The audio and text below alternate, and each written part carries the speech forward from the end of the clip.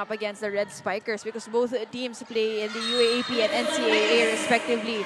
But Coach Kung Fu, alam niyo na kasi yung sistema ng NU. No? So, probably for Sanbeda, medyo bago sa kanila na nakakalaban itong NU. But for Coach Kung Fu, the familiarity as a coach is already there, knowing that they've been competing with a lot of games, preseason tournaments in the UAAP respectively.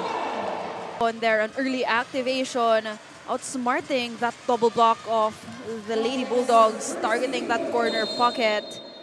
Great setup as well for Gracie Ponya, knowing that she also she was also actually part of Bacolod Title's few years, knowing that there is always an activation from the middle blockers. So kahit sino talaga yung nawawala sa nila, hindi nagiging problema yan. But that Alexa Mata as well as Chamcha Maaya really needed to fill in that shoes as we see this 3-0 run led by Alexa Mata. Ng mga pinapakita, just like of course Ara Panique, who's seated on the sidelines right now. That's why Pat Salazar is a starter.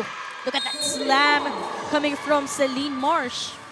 Defense on that Celine Marsh attack. Unfortunately, Celine Marsh on top of that set. Team captain Angel Habacon has always been wearing. This is actually a gift from her lola, Mama Iting, given to her the moment she was born. And from there on, ay lagi nga raw ito suot ni Angel, even during her leagues before in high school, kung saan ay here is doing yung mga plays ng NU, nothing too fancy. It's in fact the errors of Sanbeda that's dragging them down. Yun na nga grabe pa rin yung blocking dito ng Lady Bulldogs, kaya nahihirapan din magkaroon ng atake. Itong Lady Red Spikers, si Ponya to Bachar. Access denied by the Lady Bulldogs last season.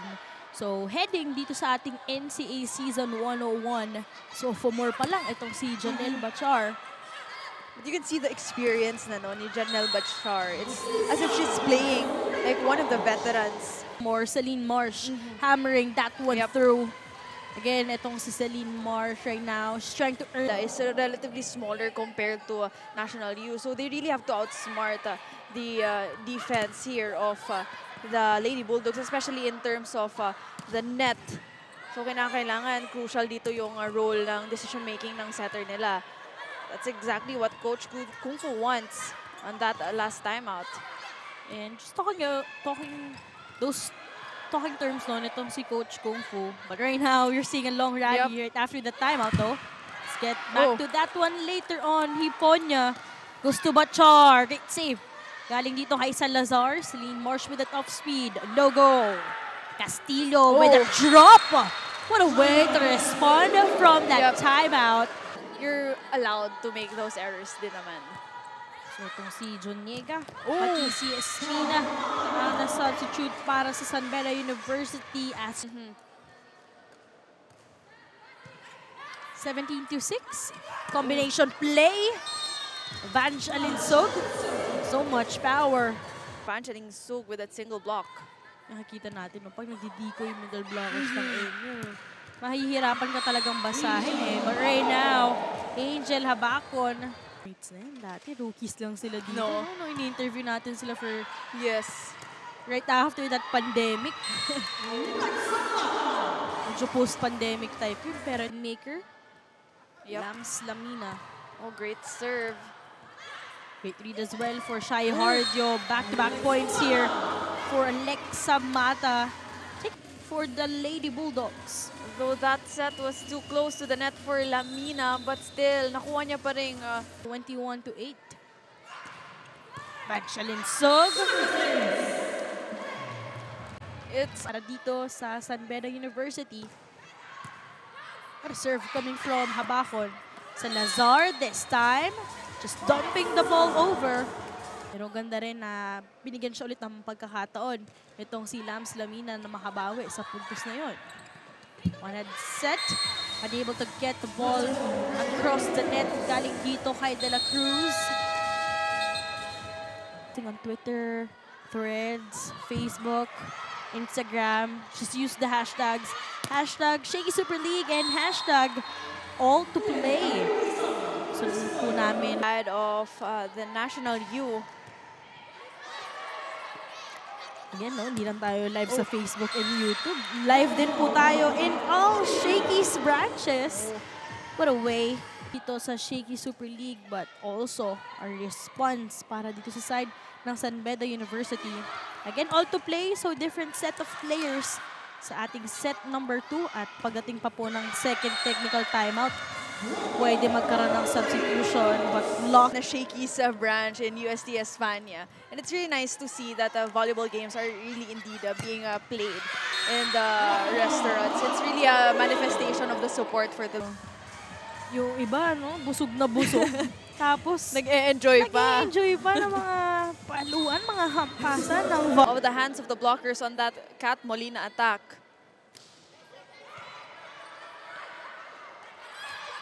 Sigot to Escanlar. 2 points dito sa ating set number 2. An opposite spiker for De La Salle Lipa.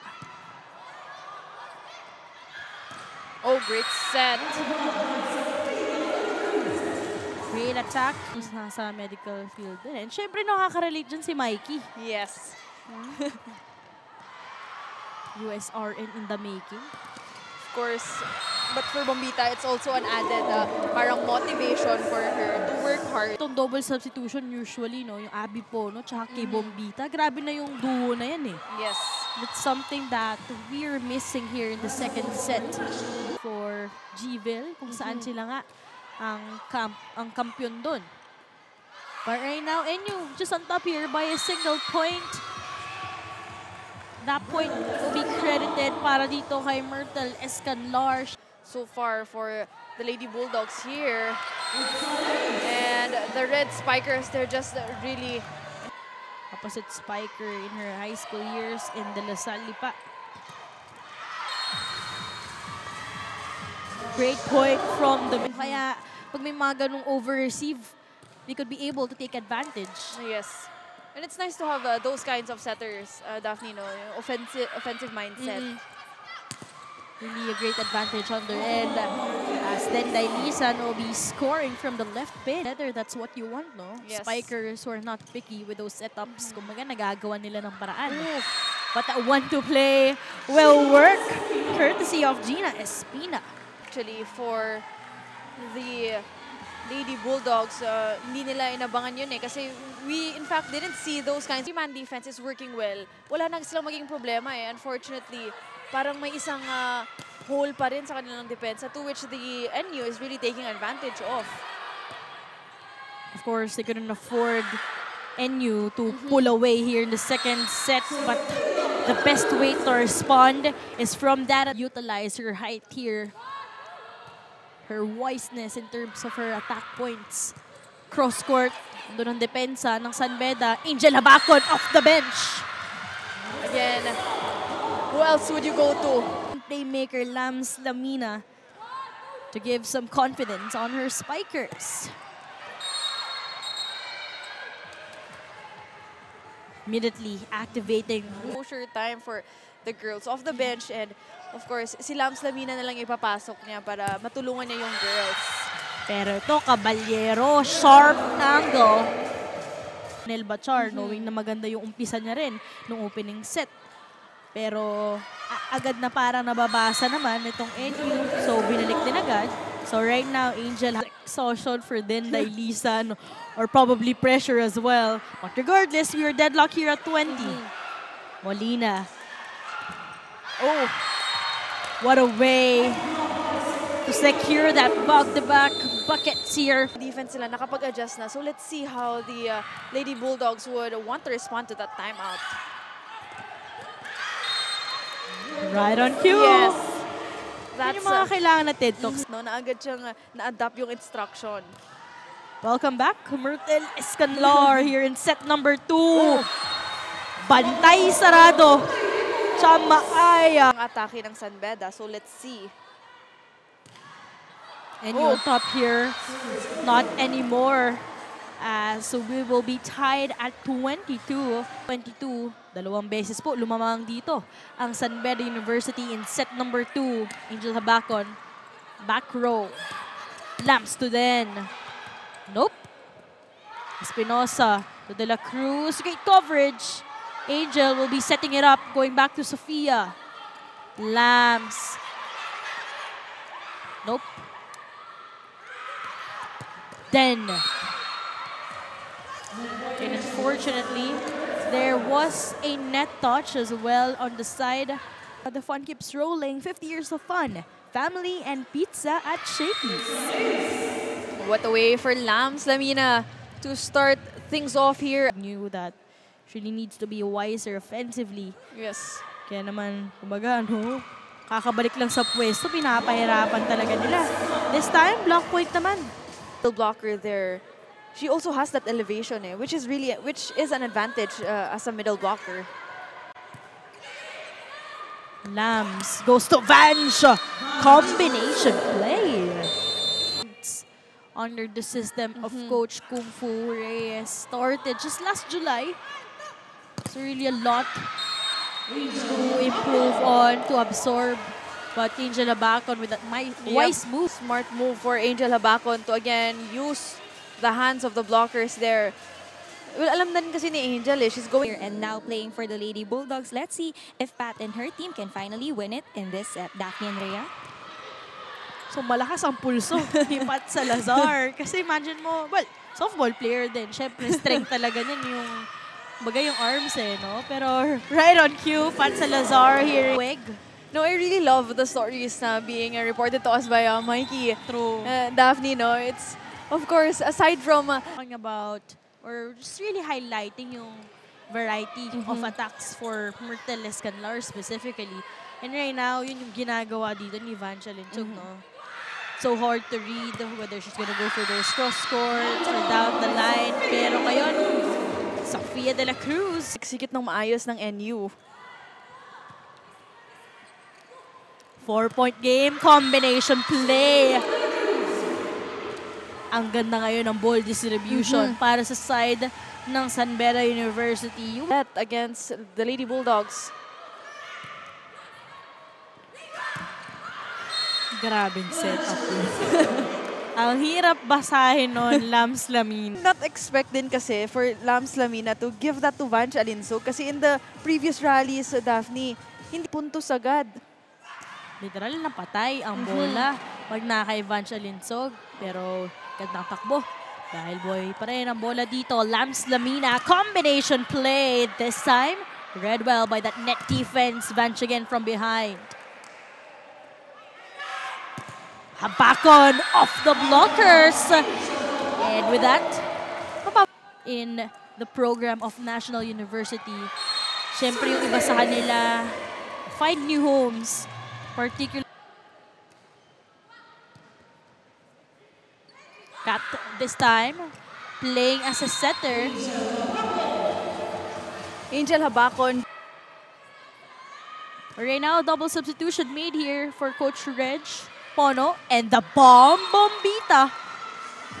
Again, ang Bombita with a bomb off the bench after that double substitution. Pono goes to Maaya.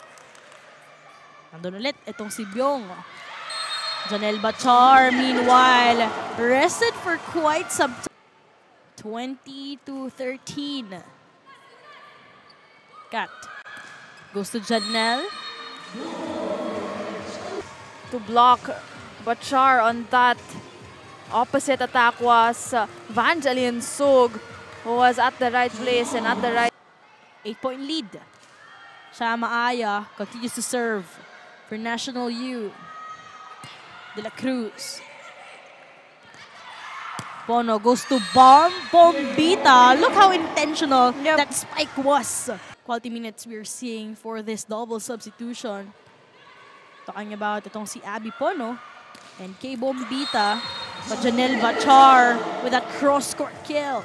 Ng mga one-on-one itong si Hardio with that defense. She has been helping out for NU. Over-received chance here for San Beda. Grace to Angel. No, Angel Habacon could not get a block touch on that last ball that will lead the National U with a straight sets victory in this game.